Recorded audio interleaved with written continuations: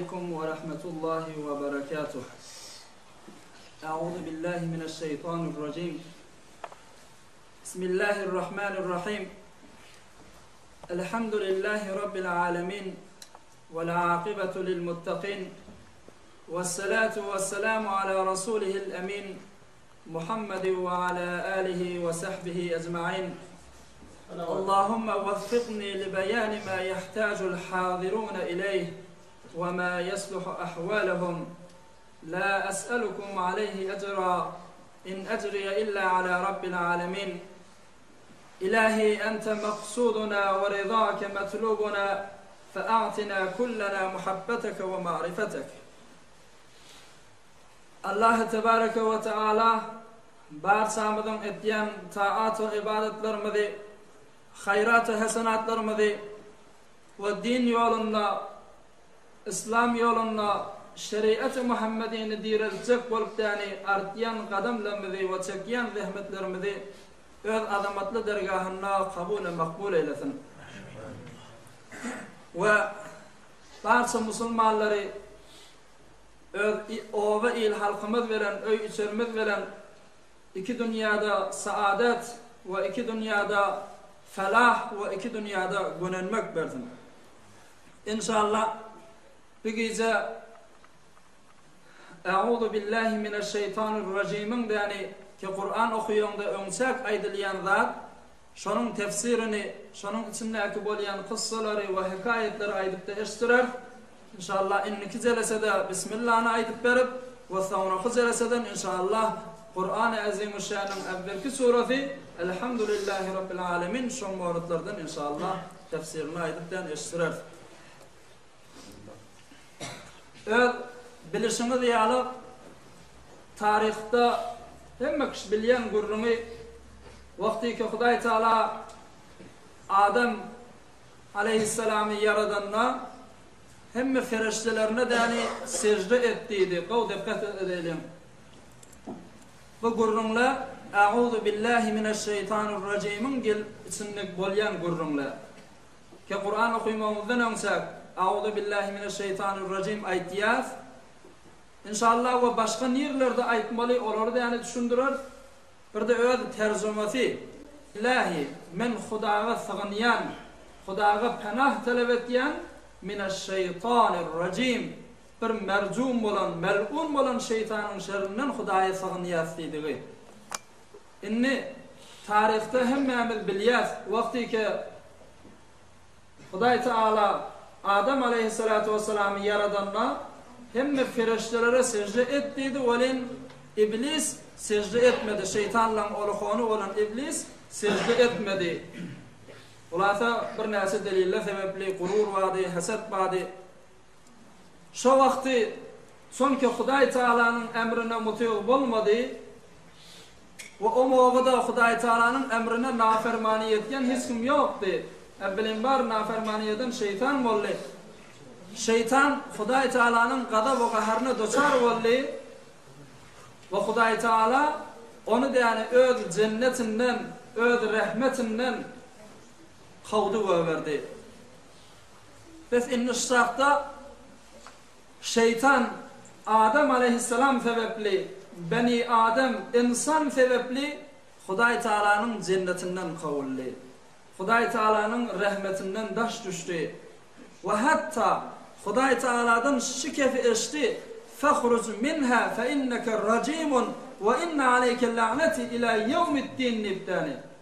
Ey şeytan cennetimden çık sen men rahmetimden sen racimdirsin, sen lanet edilendirsin dedi Huday Teala. O men lanetim ta kıyamete senin sana bolsun dedi. Şun yalı Huday Teala'nın da yani çık diyen emrini eşitip beheşten çıkıp Huday Teala'nın lanetini eşitip de yani kaydan şeytan şondan meyle. Çünkü Adem aleyhisselam sebepli şiddetlerden yani doçar oldu. Şondan meyle yani Adem bilen şeytan arada adavet taptı.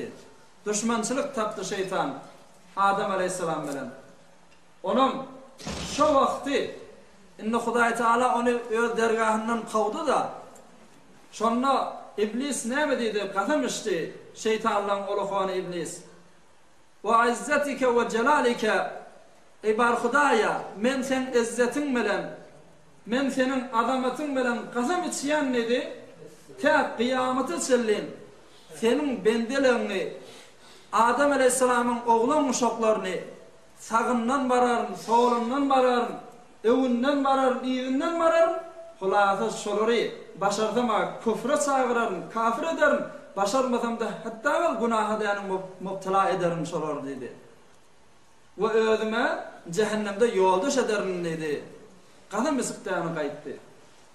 Bes inni şu zatdan böyle, şu vakadan böyle şeytan neket qasam içti. Her nämetçek insanı da yani öz Hudaýyndan daşartjak, Hudaýyň rahmetinden daşartjak. Onu eynehu özü de yani cennetten daş düşüşü alıp Adam aleyhisselam ve onun oğlanlarını yani beheşten daş edip cehenneme caylamanının qasam içti. Şu sebepli Hudaý Taala näme diýenni? Bismillahirrahmanirrahim. İnne'ş-şeytane lekum aduvvun fettehiduhu aduwwa. Ey Adam, şeytan size düşmandır, aşikara ve mubina düşmandır. Fettehiduhu aduwwa. Biz onu düşman tutunun özüňize. Hudaý Taala indi biz insanlara bir hitap edip aýtdy ki düşman sizin, şeytan sizin düşmanınız. Biz onu dost tutunamam. O bilen rafik bulamam ki şeytan sizin düşmanınız vallahi. Tamam vallahi inni. Näme dip şeytana ki ona iblis dip ad berýärler da. İblisin ki feriştelere ders berýän adam dip. Ama ona şeytan dip ad takıllı. Näme dip? Şeytanın manasy Arap dilinde şatuna diýdigi, ba'uda daş boldy diýdigi, daşa düştü diýdigi. Çünkü iblis de Hudaý Taalanyň rahmetinden daşa düştü. Hudaý Taalanyň cennetinden daşa düştü. Şu sebeple ona şeytan nipden ad beripdirler. Yine bir görürüm. Hudaý Taala Allah Zülcelal tekaddeset esma'uhu tebareke ve teala yeke ve bir bolan Tanrı Taala hemme yerde badır. Hudaý Taala arşda da var, cennette de var, hatta Ka'bede de Hudaý var, hatta senin müminin yüreğinde de var. Hudaý Taala hemme yerde var. Amma yönü Hudaý Taala öde aýdypdyr. Kim menin de yani inki behterin ve münasipterin ve bir gelişigli bolmaly jaýym musulmanyň kalbi diýipdir. Mümin adamın yüreğinde zaylaşımyalak başka hiç yerde zaylaşıp bilmeyen neptir. Biz iman be Hudaý ba insan näme edýär? Şol Hudaýyna ibadet edýär. Namaz okuýar. Hulasa şoňa secde ýataýar, tesbih anaýar. Onun kelamı olan Kur'an'ı okuýar. Amma çünkü innahal şeytan qasam içip gaýtdy, geljek näme etjek bolýar? Hudaýy sen kalbinden daşatjak bolýar. Hudaýyň zikrini, Hudaýyň ibadetini sen kalbinden çykarjak bolýar. Şeytanyň hemme saýy kuşaşy şoň üstündeki sen kalbinde Hudaý ba, sen kalbinde iman be Hudaý ba, şonu kalbinden aýyrjak bolýar. Amma inni görýäňiz meselem namaz okuyjak bolýan, şeytan bir näçe waswasalary talýar yüreğiňe.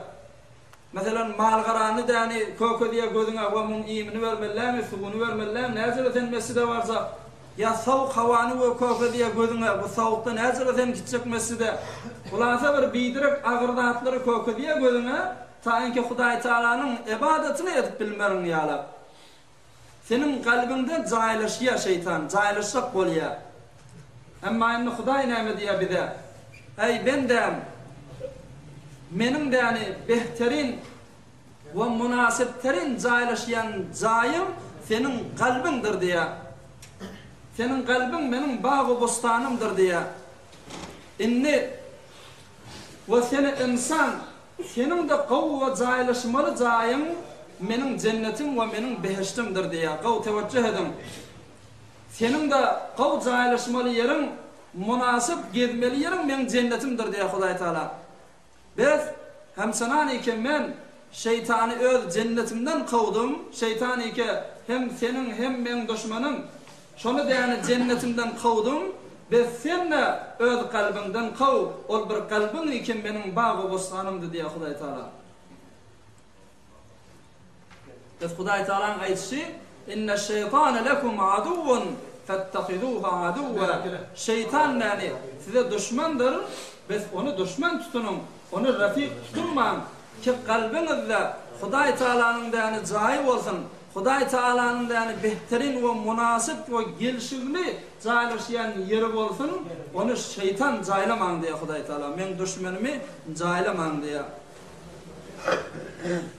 Biz inni bir şeytandan yani korunmalı. Şeytanı yanımızdan qawmaly bolly.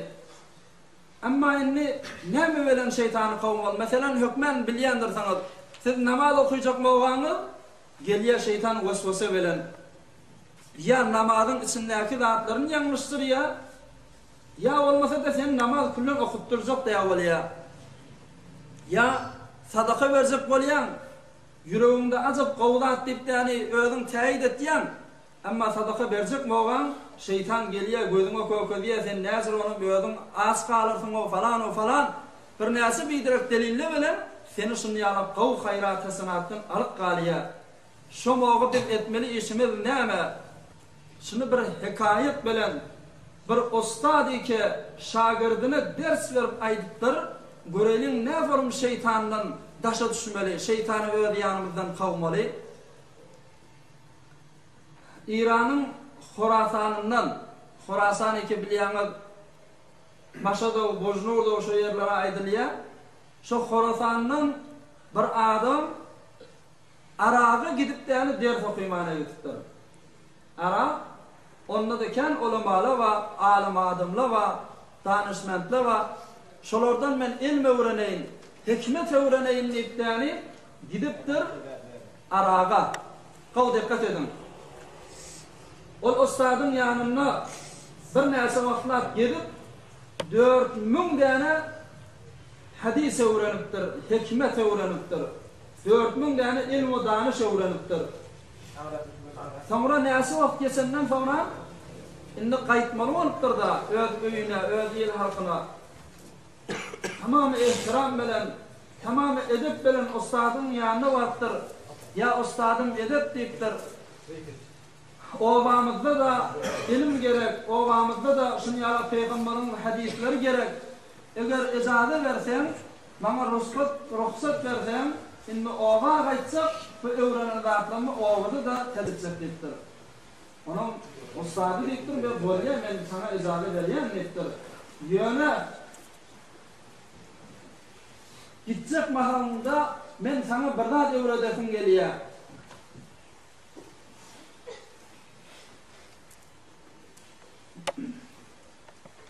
Sana bir ilmi öwredesim gelýär ki şumatda okuyan ilmin hemmesinden laqaw diýipdir. Sen ki 4000 däne hadis öwrendiň, 4000 däne hikmet öwrendiň, bir däne ilm öwretsek bolýan, kişi öwretsek bolýan ilmiň sen 4000 däne okuyan ilmiňden laqaw diýipdir.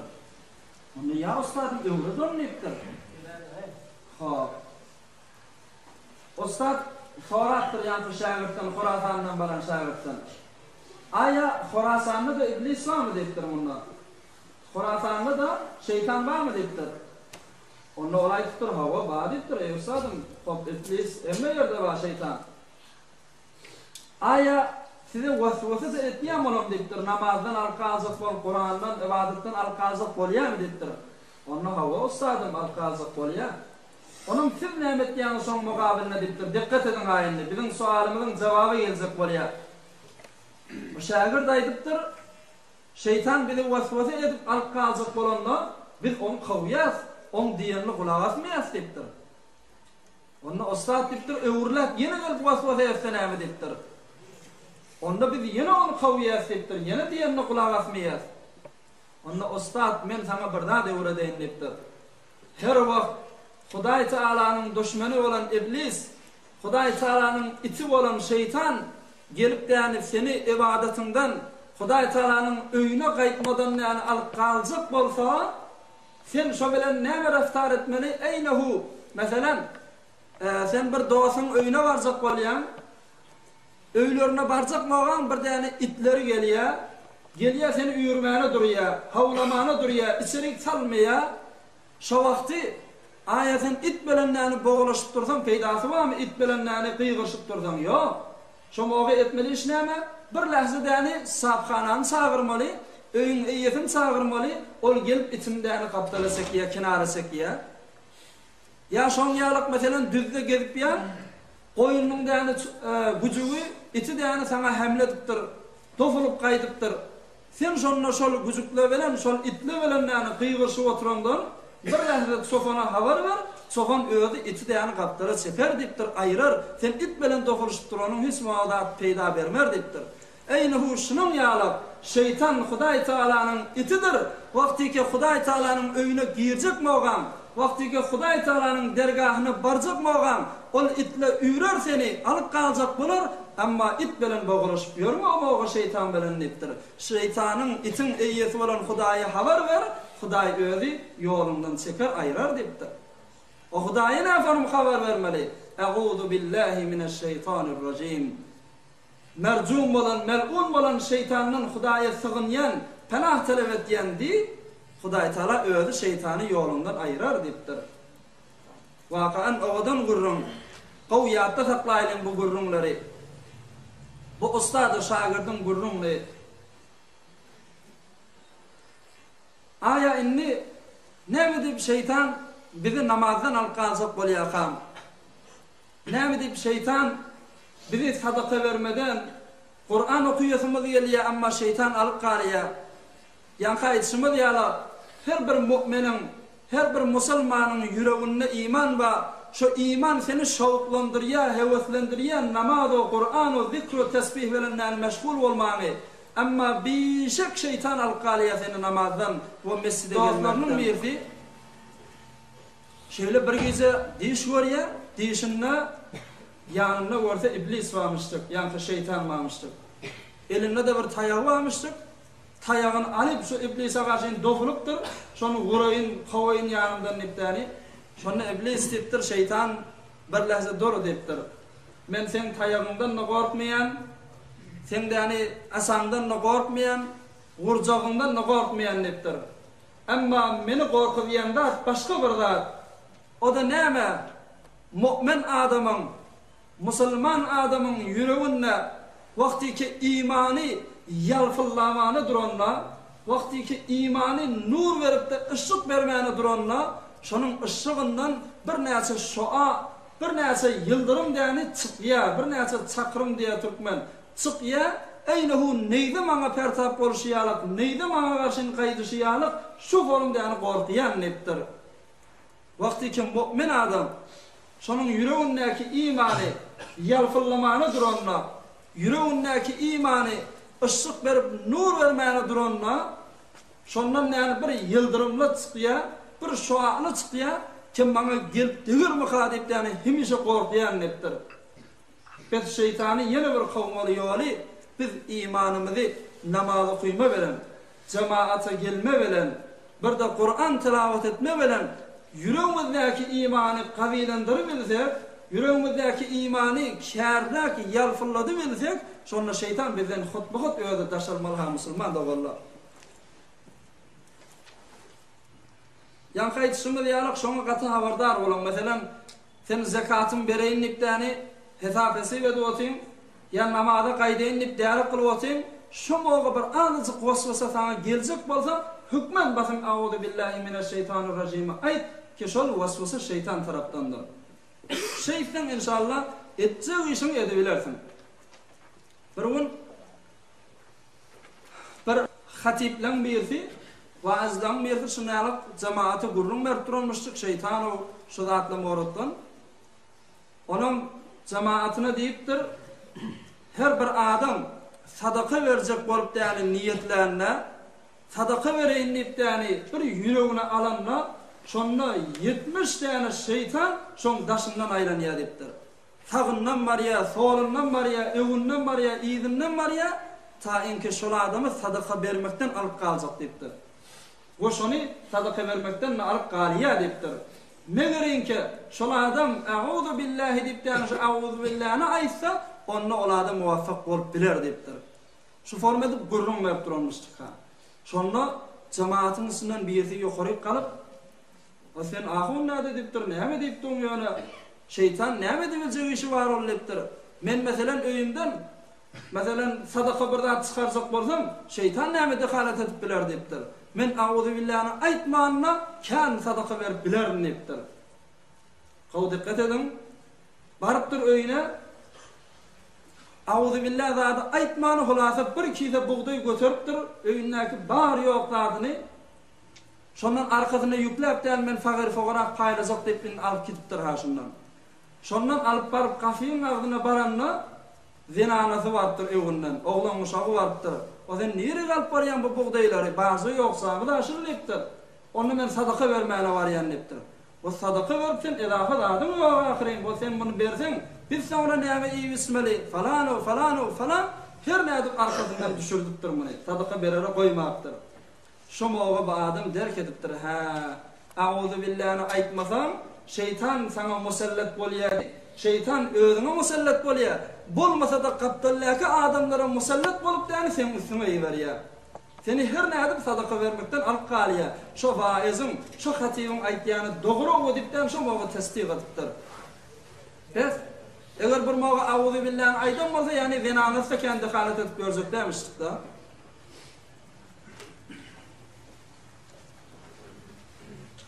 Bir nefer şeýle "Euzu billahi mineşşeytanirracim" aýdanla diye 3 tane halat, 3 tane ýagdaý şoňa gelýär. Her kimki "Ey bar Hudaýa, men sana däni şo şeytan iki hem meniň hem sen düşmeniň şonuň şerrinden panah talep etýän nipdäni ihlas bilen "Euzu billahi mineşşeytanirracim" aýtýan adamda 3 tane halat bar diýär. 3 tane ýagdaýdan boş däl. O näme? Bunu da İmam Fakhrur Razi diýen bir ulukon danışmandyň biri öz kitabynda aýdypdyr. Öz ilmi hikmetleriniň biri. Birisi, şu "Euzu billahi" aýtýan adam öňçäk görüpdir, fikir edipdir. Şeytan diýip bir düşmanymyz bar diýipdir. O tarapdan da bize kan zirar gelýär diýipdir. O ziraryň öwüne de meni insan aciz bolýar onun öwüne de durmaga. Meni insan başarmaýar şeytanyň däni muzarratyndan, şeytanyň zirarynyň öwünde durmaklyga. O muň zirary aýyrýan bu şeytany bizden daşatdan Hudaý öwdükden şonu bilipdir. Özden "Euzu billahi" aýtýan adam öňçäk şonda bir ilmi wujuda gelipdir ki men şeytany daşatyp bilmeýän Hudaý daşatyp bilýär diýipdi. O şu ilim gelenden sonra ona bir halat gelipdir. Halati inkisar, halati tevazu gelipdir ki ha men eziz bende şunu da gaýtaryp bilmeýän, daşatyp bilmeýän Hudaý Taala menden qadir diýipdi. Onun özünü Hudaý Taala'dan kiçeltýär, pezeltýär, şekesti nefsi görýär özüni. O üçüncü halatda şu halat özüne gelenden sonra hem kalben ve hem lisanen bir zat aýtýär. Kalbena aýtýär ki, "Wa men şeytan şorum düşmenim bolsa, men şonu gaýtaryp bilmedem. Hudaý menden aýyrýan bolsa, biz men Hudaýa panah talep edeýin" diýipdi, şonu irade etýär kalbi bilen. O dili bilen näni şonu sarahaten aýtýär. "Euzu billahi mineşşeytanirracim" diýipdi. Ey bar Hudaýa, men şeytanyň şerrinden sana panah talep etýän, men şeytanyň telekeliginden sana gorunýan diýipdi, şunu lisanan aýtýar. Biz hem ilim bolly ki bilýär öz azizligini, başarmaýanlygyny, ikilenji bir halat geldi, halaty enkisar, we üçlenjisi şonu amel etdi. Amma ýana eger tanysak, meselem insan, jin, şeytan, ferişte, bulan näme farky bar? Bulan farky insan iyi adam, içi adam, yatı adam, erli hatunluk ba, oğlan uşak ölme ba, ve ahirinde ölme de ba. İnsan ölüye. Cenne şonun yara. Cin iyi adam, içi adam, yatı adam, erli hatunluk ba cinlan arasında. Ve hatta ölüye adam cinla da. Onun yönü şeytan fark ettiğin yeri, şeytan iyiye, içi adam, erli hatunluk ba cüfleşiye, hatta nesil ve nesillerini oğlun uşak önüye olurdan yönü ölme yok. İnsan bilen cinni ölme ba, şeytanlı ölme yok. Hatta iblisi ki hal dünyanın evvelinden beri ba, şu madde ba iblis. Ama Adam aleyhisselam bilen atamız şu mavga bağmıştık bir nesil yaşaptır, dünyadan geçiptir, ölüptür. İnsan ölüye, cinni ölüye, ama şeytan ölme yok. Şeytan izdivaz ettiye, oğlan uşak önüye, bula fakat köfelmeli, yönü hiç mavga ölüp ağralmayarlar. Ama indi ferişteler iyi mi adam, iç mi adam, onun arasında bir erkeklik, korkusuluk hiç zat yok. Hemmesi Huday Teala'nın nurundan vücudu geliyor, o yine köfelip dudu, hiç mavga olur da ölme yok. Ve kıyamet olup yani hemmesi bile ölemezler. Onun yönü cinne bir nesi gurrunla ve aytmalı gurrun ki cahili bilip çıkartta getirip aydaydım. Cinin de yani bolayan gurrunları cin aya bamya yok mu? Bir nesine ihtilaf ettiyorlar şu cinin üstünde. Cin bir nesile diyorlar Adam peygamber hani dünya gelmeğinden önce nesli insan gelmeğinden önce yer yüzüne şöyle geliyormuştu ki ona Beni Can diyorlar. Mesela ki bir de Beni Adam diye ilişiyorlar, ona Beni Can diye ad veriyorlar. Ve şu nesillerini sonra Adam peygamber gelmeğinden önce tamam çünkü bitir facir olup da yani Huday Teala'nın itaatından çıkıptırlar, Huday Teala hemmezini ayırıp durur, şu maddeyakiler bir nesil şuradan qaran diye diyorlar. Bir nesile de cini yok. Şu şeytanın bir nesil grubu diyorlar. Şeytan şu formda yani köfeliye dedik de şu şeytanın yani bir nesilleri Müslüman oluyor, Hudaya iman getiriyorlar. Onun şu iman getirenlere cin deyip aydılıyor diye. Deyip de o rivayetleri var. Onun yönü katı şunu bilmeli, cin aya gayipten haber var mı ya yok mu? Gayip biliyor mu? Mesela bir nesil korkanlı var. Ayetlerle cinle de yani gayb biliyor o falan ettiyor o. Yok. Cin gaybı bilmiyor. Yönü şayet senin haberin yok zatları sana haber yetip bilsin. Mesela cinin haber verişi şu forum korkanlara zatlara haber veriliyor da cin insanın eline tesbir oluyor. Yönü haber verişi şu forum mescidin taşında şumat bir neyse vakayiyet boluptur. Mesela bir ittifak düşüptür. Biz hiç birimiz haberimiz yok da taşardan bir gelen kan hay taşarda falan da bollu deyipten bir de haber verdi. Aya şoladan kayıptan haber verdi oluyor mu? Bir lahazdan oluyor yani çünkü bir de kayıp da biz taşardan haberimiz yok bir de kayıp. Ama onun özünü kayıptan akayıp o görüp geliyor. Biz şimdi zilla da korkanlara haber verişi şu form. Git ya başka oğullara mesela sen bu oğlan çıtayı git ya o oğullardan haber alıp geliyor ne haber var? Geliyor el Kur'an'ına ayetler ya. Biz cin kaybı bilmiyor. Her kim cin kaybı biliyor bize ona kafir demek oluyor. Çok etiqatlı geliyor burada. Hatta Kur'an'ın özünde Huday Teala serahaten ayetiyor. Vakti ki Süleyman peygamber insu cine hükümet ediyor. Sonra da yani cinleri hem ağır iyi Süleyman peygamber. Olukon kasırlı, olukon sahtımarları saldırıyanmıştık. Bir gün Süleyman peygamber kasrın al defetinden esasına yaplanıp yani şu kargörlerini, cinlerini gözleyip durmuştu. Cinle de bildiğinden işleyenmişti ki yukarıda Süleyman peygamber bir nezaret edip deyip yani.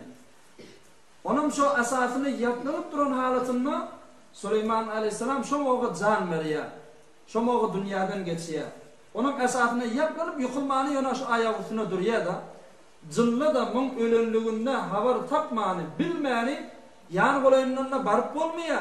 Hem cinle te näze wagtda senden işläp şu forum lahatdamışlıkla vehmette. Onam ahir bir wagtda şu Süleyman peýgamberiň bir ýaplanyp duran asafy şonu da ýani gorçuk düşüp şol agasy bolalsam agasy gorçuk düşýär da gorçuk düşüp da ýani şu agasyny iýip inçildip agasy döwülýär asafy döwülýär Süleyman peýgamber de ýokylýar şondan barıp görýärler görse jan beripdir näse wagtdan bäri ölenligi de belli. Onam şonda Hudaý Taala näme diýär? Tebayyenatil jinnu allaw kanu ya'lamunal gayba ma labithu fil azabil muhin. Şartdan belli bolýar jin gaýby bilmeýän bolmaly. Şol zahiri bilen akla Süleyman peýgamber ham gözleriniň önünde görnüp otyr. Bu özü de ölüpdir. Bu näse wagtda ölüp de esasında ýaplanypdy, şomoga diri muhadip yani başardygyndan işläpdirler jinlar. Eger yani bilen bolsalar şu Süleyman peýgamberiň ölenligini malabithu fil azabil muhin. Bu form gynçylykda durmardylar. Batyn terk ederdiler işi diýipdir Hudaý Taala. Bes belli bolýar jinnany gaýby bilmeller. Ýöne ýankyşymy diýýärler. Jinin tamam etdiýän zähmeti, tamam etdiýän hasyrdyfy geljek bizi yani çon kasamy çykýardy, bizi gunaha mubtala etsek. Bizi gunaha elçek, gunaha çekçek bolýar. Hatta özlem indi jin ýa-ni şeytan nägadar yani insanyň aleyhine bername gurýar, taýinki şonu gunaha elçek bolýar.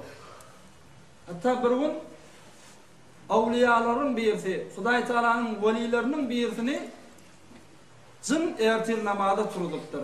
Ýa-ni şeytan ertir namazda turudypdyr. Ol Hudaýyň dosty, awliyaullah turupdyr görse aýagy ucunda ýa-ni şeytan ma.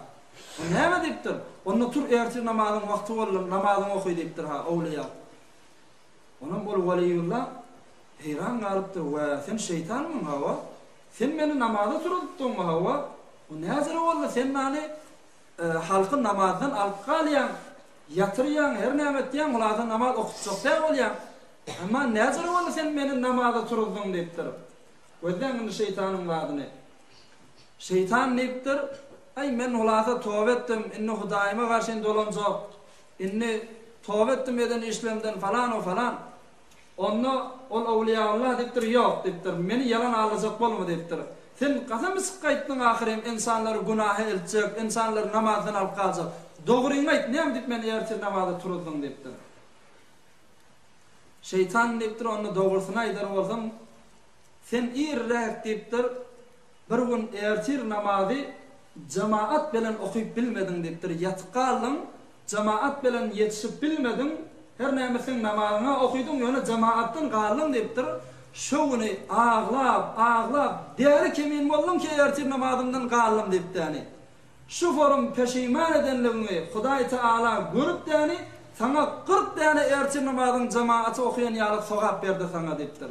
Şowny ertir namazy, çünki jamaatdan galjak demişdik, hop bir form edip sen galyň, onam şu jamaatdan galyňga şeýlip narahat bolup, şeýlip perişan bolup, gamgin boldum ki Hudaý Taala sen şu forumda ýani gamgin bolanyňy görüp 40 tane ertir namazyň jamaatymyň sogabyny sana berdi diýipdir. Indi tur git, ýene de şu forum jamaatdan galyp, ýene şeýle perişan, peşiman bolup ýani ýene 40 tane sogap alama. Tur git jamaaty bir tane sogabyny al diýipdir. Gözden şeytanın hokkasyny hilesini aňyrda bir bername ýaty ha şeytanyň zadynda. Onam bir de şunu bilmeli, şeytanyň barasynda bolýan hikayatlary aýdyp eşdireýlim. Bunu inşallah eşdiňizden sonra hemişe ýadyňyzda bolup, başardyňyzdan öýde ýani oglanlara, hanawada aýdyp da eşdireýlim şeytanyň bolýan wakaatlaryny. Şeytan näme diýär? Sen öz meselen hemme leşkerlerinden ýygnap, her kimi bir neferiň ýanyna ma'mur etýär. Adamlaryň ýanyna iýberýär, taýinki şolary ýoldan adaşdyrsyn, taýinki şolary namazynda ýalňyşdyrsyn, ýa taýinki şolary hulasa şu forum Hudaý Taaladan daşapmak näme bolsa etdirjek. Onam şoforum iki tane dost varmıştık şeytan. İki şeytan birbirine de katı dost. Bula her haysi bir adamın yanına ma'muriyete gitmeli bolupdyrlar. Biri falan ağan yanına, biri falan ağan yanına. Onun näse ýyl geçenden sonra, mesela 1-2 ýyl geçenden sonra ma'muriyetler tamam bolandan sonra iki şeytan bir-birine sataşýarlar. Har öňki iki tane dost. Görse birisi däni har bolup, ejid bolup şeytandan birisi. Bir süňkler çykyp duran şonýaly hor bolup däni gelipdir. Ewrilipdir ma'muriyetinden. Amma o birisi, o dostlarynyň o birisi semiz bolup däni bir top ýaly bolup togalanyp däni gelipdir. Semiz bolup semri. Ona bir-birine aýtypdyrlar, "O sana näme boldy? Bu forum hor bolup däni süňklerden çykyp galyp, şu forum horlanyp dursaň ma'muriýetiň şu zor gynnym" diýipdir. Dikkat edin.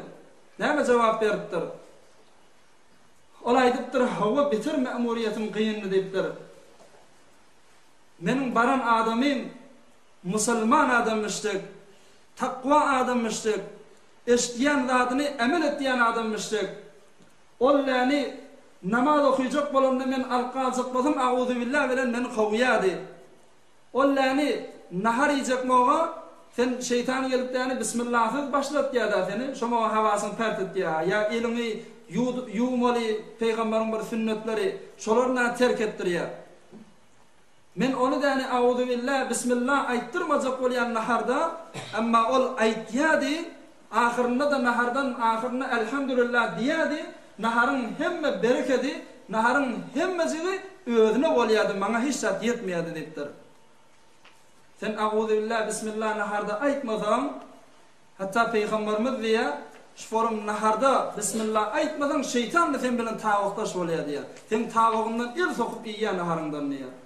Her haçan bismillah diýdim, naharın ortasynda da ýadyma düşdi, bismillahny aýtgyn şeytan turup gitýär diýär. Bir gün peýgamberimiz görüpdir bir saçagyň başynda şeytan näme nahary oturany, onuň narahat bolup oturupdyr we. Şondan orta tarafda däni gülüpdir peýgamberimiz hoş bolupdyr. Bu ýany sahabalar sorapdyr, "Ya Rasulullah, sen bir gelin bolan narahatdyň, sonra bir hoş boldun, näme boldy?" Onda ýany siz bilen şeytan tawakdaş bolup oturdy. Şeytan da siz bilen bile gapdyňyzda iyi oturdy. Men şoňa narahat boldum. Amma naharyň orta arasynda siz bismillah diýdiňiz, şeytan turdy gitdi, we men oňa da hoş boldum diýipdir. Ve şonuň ýalyp bol şeytan diýipdir, meniň baran adamym bir zat diýjek bolsa bismillahny hökmen aýdardy. Ahyrynda da elhamdülillah diýädi, hemme bereketli özüne sindi, maňa hiç zat galmady, horlannym galym diýipdir. Amma indi sen näzere semreýdiň diýipdir o bir şeytana. Onda ol aýdypdyr, "Hay mena keyf etdim, gönanadım. Bir musulman ne bir nefer varmışdyk, ýöne ady musulman, ne bir islam ba, ne bir din diýanet ba. Nahar ýenne ne bismillah ba, ne auzu billah ba, ne ýygyň ne elhamdülillah ba, ne elini yuwma ba, bir zat hiç zat ýok. Men hemije tawakdaş bolup däni ýedim şo bilen, şeytan semreýdim gitdim" diýipdir. Ve seni katı havardar olayım, hatta saçağımıza da anla şeytanı getirmeyelim. Hem senan ki kalbimizi şeytanı getirmeyişimiz yalar.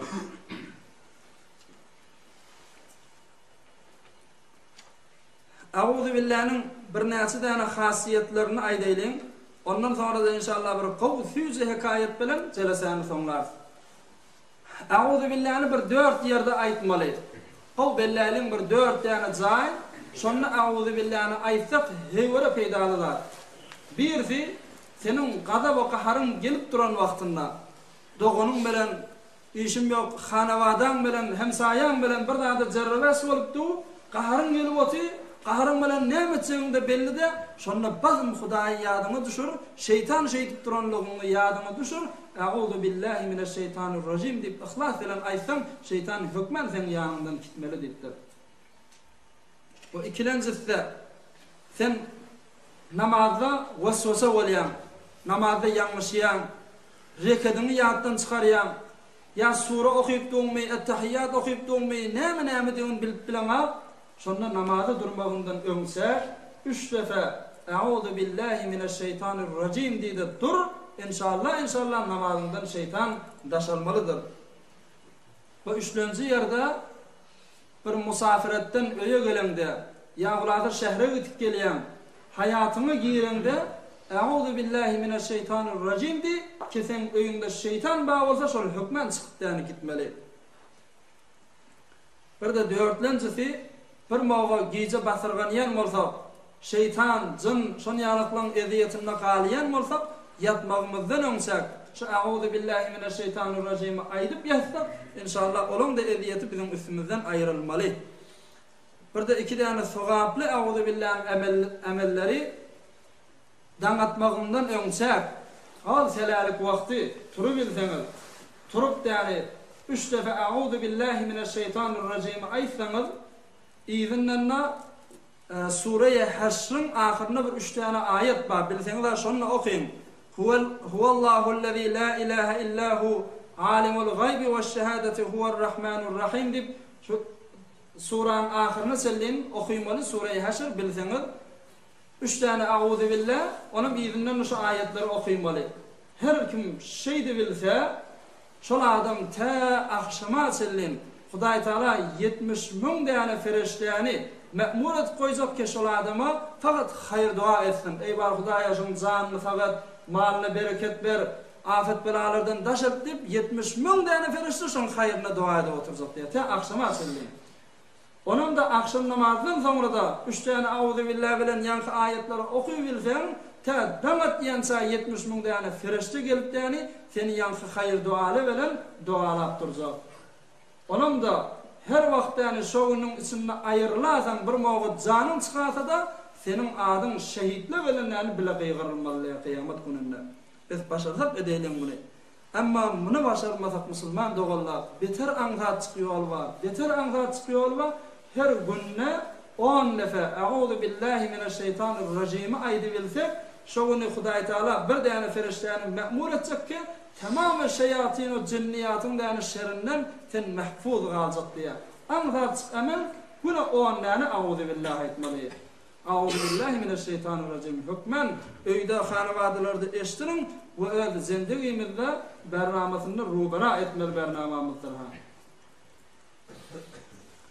Şunu bilin ki her kim şeytan bilen yoldaş olsa, şeytanın hile hokkası bilen şona ağlarıp, şo bilen rafik bolacak bolsa, anırsı helakete varyandır. Hatta bir cavan oğlan öz hikayetini, öz zindagi namasını bir mecellede de yani şeyle yazıptır. Kimmen yalık cavanla şeytanın da yani hile hokkasını, giriftarlı, dudağına düşen adamla agahi taksın niptani. Kov dikkat edelim, cavan oğlan özü de. Gurrun meriye kebir 3 tane dostluk, 3 tane rafiqtık. Ki işimiz yani fakat haram iyme, haram yığınama, oğurluk bolsa da bizde var, şarapkhari olsa bizde var, kumarvazi olsa bizde var, zina olsa bizde var, her neyme iştilesen bizde badı diye. 3 tane rafiq, 3 tane dost, belki 4 tane dostluk ama 4'üncüsü şeytanlı diye. Şeytan bilen rafiq bol. Hem işe de yani gittiyadık çöle, düze, dağlara, bağlara, cengele. Hoşguzarani de işimiz. Pulliysen bizde var, maşinliysen bizde var, öydiysen bizde var. Hulasa hem de hatta farahem elimizde var. Hem işe de şeyle hoş geçirip görürdük. Ama Hudayo, kıyameto, ahireto, kabro onlara hiç etikadımız yoktu. Hatta ölcüğümüz yani bir de yadımıza düşmeyedi. Ölür sağ değil mi yadı? Şeyle hem işeki bername alıp bir gün sizlere 3 tane dost olup 4. şeytan dostumuzu alıp bir cengele gitmeli olduk diye.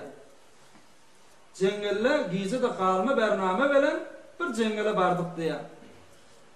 Hem de hatta yanımızda ba meşrubat gerekmi, alkolat gerekmi, hulasa hem de bir haram zatla yanımızda ba. Onun yönü bir zat yadımızdan çıkıptır diye. Ahirin hikayetçi bilimlerini zelesen de sonlar inşallah. Hem de zat yanımızda ba Amma şamal qaytmapdyr gize gazak bolup imana hiç tadymyz ýok. Şonda dostumyzyň biri öz maşyny bilenläni ay men bir robun üstünde 10 yaşlardan üstünde şäherden alyp gelerdipdäni maşyny bilen çykdy gitdi diýär. Dostumyzyň gidenini gördük, amma öwürlük gelenini görmedik diýär. 10 daqiqa geçti, 20 daqiqa geçti, yarım saat geçti, 1 saat geçti, dostumyzdan habar ýok. Men dedim, "O näme bolan haby dostumyza?" Men de öz maşynym bilenläni ýola çykdym diýär. Şähre garşyn gitdim dostumyň ýygynden. Näme bolan hamyňa? Barýadym, görsem aňyrrakdan näme bir qara tüsde ýokaryk asmana galýar. Qara tüsde däni ýokaryk barýar. Wa jingil odalmy ham. Näme bolan hamyňa? Odalypdyr da bir ýerde barýadym. Ýakynraga bardym, görsem bir maşyn näme wajgun bolup çef edip dereden agyp däni şol otlanyp durmuşdyk. Wa bu bende Huda kim haby ýoldan çykyp durup falan bolupdyr. Ýakynraga bardym, görsem hemen dostumyň maşyny dereden agyp däni qara tüsleňisinde odyňysynda ýanyp oty. Şondan bardym maşynyň ýanyna, görsem dostum da şu odyňysynda şu qara tüsleňisinde ýanyp däni kebap bolup oty. Hezaran meşakkat bilen, kıyınçılık bilen dostumu maşininden çıkardım. Görsem yanıp zogal bolupdyr, qara kömür bolupdyr. Her nädip bunu bimaristana ýetişdirýär. Ölen mıha, ölenne mıha, jany bar mıha, ýok mıha. Hezaran kaýgy bilen näni bunu maşinime ýükläp bimaristana gaşyn gitdim diýär. Amma görsem dostumyň jany barmyşdyk. Ýolda hezyan kepleýärdi diýär. Ennar, eyvay otma, eyvay ot dipden dostum gıygyryp barýardy. Men dedim, "Baba dostum, gaýgatma, otdan men seni nezap berdim, bimaristana alyp barýan alan dükdörüň ýanyna elterdipdäni, men oňa gurrun berýärdim." Amma soňra ýene dostum gıygyrdy. "Mäze aqulu la? Eyvay näme diýeň oňa? Eyvay näme jogap bereýin oňa?" diýipdäni, dostum gıйgyryp barýardy diýär. Men dedim, "Baba dostum, sen kendi ölüp barýan, janyň çykyp barýar. Sen kime näme diýeň? Kime näme jogap bereýin? Kim senden daha sorawaty?" Lillah. Eyvay Hudaga näme jogap bereýin? Allah Taalaga näme jogap bereýin? Ol meni gyssaga salwaty. Ol meni sual hesap hasib edýär. Men ona näme diýeýin dipdäni, dostum hezaran ahwat bilen, hezaran gıýçyk bilen ki henüz bimaristana ýetmäpdim. Dostum jan berdi. Öllü dostum. Ölür diýmeýärdim. Ölüm diýen zat bana diýmeýärdim, amma gözüm bilen gördüm henüz bimaristana ýetmäpdim, dükdöre barmapdym. Dostum can teslim etdi, öllü. Wa şunu bildim, ölüm barmışdyk diýipdäni. Wa dostum öljek wagtynda barjak ýerini gözü bilen gördü. Ennar, eyvay otma diýipdäni cehennemiň ody munyň gözüne körpedilýänmişdir. Wa henüz ölmäke, jany çykmaka, azap ferişteler muny gysap soraly däni, gysap durmuşdyk. Men eden işlemi öküldüm. Dela her kim mehkume şeytan bogat. Biz şeytanın dostudur. Şeytanın rafiqu rafaqatıdır. Şeytan dostumuzun biridir. Her kim mehkume şeytan bogat. Şeb-o ruz derbende isyan bogat. Kesira ke şeytan bogat pişva. Koca baz gerdet birahi Huda. Gela ezmi isyan mekun zinhar. Ki rahmet kunet ber tu perverdigar. Mekun nefsi emmare ra peyrovi. Ki nageh giriftar dozak şevi. Mekun khaniye zindegani kharab. Ki seylab fi'l bedo nasivab.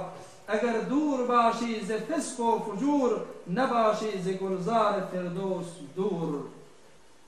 Vakaen billim şeytan bilen dost bolanda adam näme bolýar? Agabatyň näme bolmaly? Hani janyň çykmaka, sen cehennemi gözüň bilen görmeli. Hani janyň çykmaka, azap ferişteler seni kısaga salmaly. Janyň çykyp da kabra barandan soňra näme bolmaly?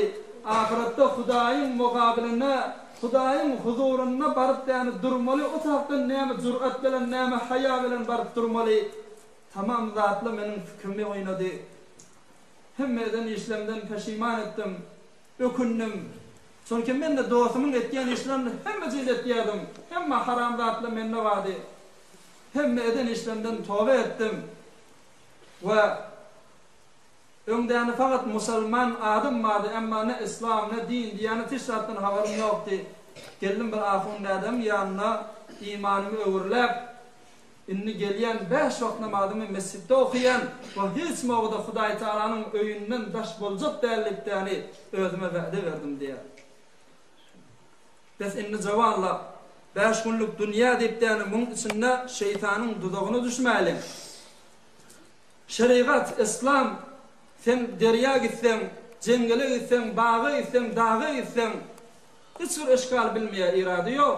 Git, amma Hudaý bilen bol. Nirde bolsaň, Hudaýyň gudretine nezaret et. O tarapda ýani men İslamdan çykdym mukadip ýani bir düze çykanda, hemme haram zatlar, hemme Hudaýyň peýgamberiň ýokuş berýän zatlary ol satda ol işleri enjam berme. We ýa-inki bir näse doganly gitýär Tehrany işlemeli bolýar. Gitýär Türkiýe işlemeli gitmeli bolýar. Guman etmedi ki sen şu Türkmen sahradan çykdyň. İslamdan o, dinden o, diyanatdan çykdym mukadipdäni.